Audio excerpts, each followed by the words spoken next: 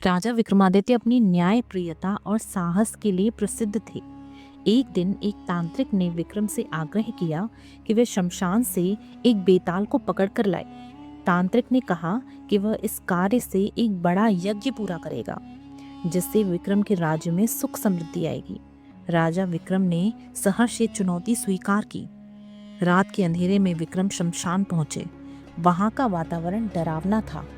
पेड़ों से उल्टे चमगादड़ लटक रहे थे, गीदड़ की आवाजें गूंज रही थीं और एक अजीब सी ठंड थी। विक्रम ने साहस दिखाया और बेताल को पकड़ने के लिए पेड़ पर चढ़ गए। बेताल एक शव के रूप में लटका हुआ था। जैसे ही विक्रम ने शव को अपने कंधे पर रखा, बेताल बोल पड़ा, राजा विक्रम, यदि तुम रास्ते में चुप रहोगे तो मैं तुम्हारे साथ चलूंगा, लेकिन यदि तुम बोले तो मैं फिर से इस पेड़ पर लौट आऊंगा।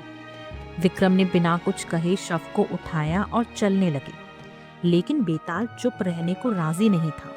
उसने कहा, राजा विक्रम, अगर तुम चलने के दौरान मेरा सवाल हल नहीं कर सके तो तुम्हारा सिर फट जाएगा, और यदि तुमने सही उत्तर दिया तो मैं वापस आ जाऊंगा। अब सुनो एक रहस्यमयी कहानी। एक नगर में 3 मित्र थे, राजेश, सुरेश और हरीश।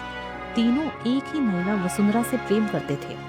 वसुंधरा सुंदर, बुद्धिमान और संगीत में निपुण थी, लेकिन दुर्भाग्यवश एक दिन वसुंधरा की अचानक मृत्यु हो गई। तीनों मित्र उसकी मृत्यु से व्यथित हो गए। राजेश, जो आयुर्वेद में पारंगत था, उसने वसुंधरा के शरीर को सुरक्षित रखने के लिए जड़ी बूटियों का उपयोग किया ताकि वह सड़ ना सके। सुरेश, जो कि एक सिद्ध योगी था, उसने वसुंधरा के शव के पास बैठकर तपस्या शुरू की। और हरीश, जो उससे बेहद प्रेम करता था, उसकी समाधि पर रोज प्रार्थना करता और आंसू बहाता। एक दिन सुरेश की तपस्या से प्रसन्न होकर एक देवता प्रकट हुए और उन्होंने उसे एक दिव्य मंत्र दिया।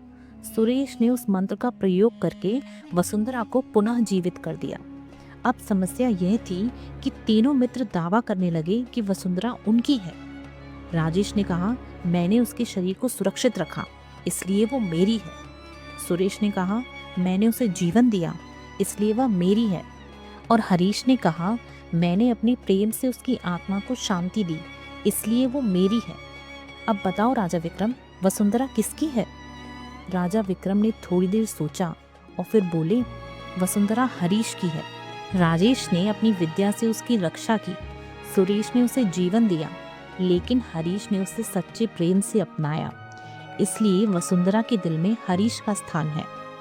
बेताल हंस पड़ा और बोला, तुम्हारा उत्तर सही है राजा विक्रम, लेकिन अब मैं वापस पेड़ पर जाऊंगा। यह कहकर बेताल फिर से उड़कर पेड़ पर जा लटका। विक्रम ने बिना कोई क्रोध दिखाए बेताल को फिर से पकड़ लिया। रास्ते में बेताल ने एक और कहानी सुनाई और सवाल किया। हर बार विक्रम ने सही उत्तर दिया और बेताल पेड़ पर लौट जाता। ये सिलसिला पूरी रात चलता रहा, लेकिन विक्रम का धैर्य और साहस कम नहीं हुआ। अंततः बेताल ने राजा विक्रम की बुद्धिमत्ता, साहस और न्यायप्रियता को पहचानते हुए कहा, राजन, तुम अपनी दृढ़ता और सच्चाई से मेरी परीक्षा में खरे उतरे हो। अब मैं तुम्हारे साथ चलूंगा, लेकिन उस तांत्रिक पर भरोसा मत करना। उसका इरादा नेक नहीं है। वह तुम्हारा उपयोग करके अमरत्व प्राप्त करना चाहता है।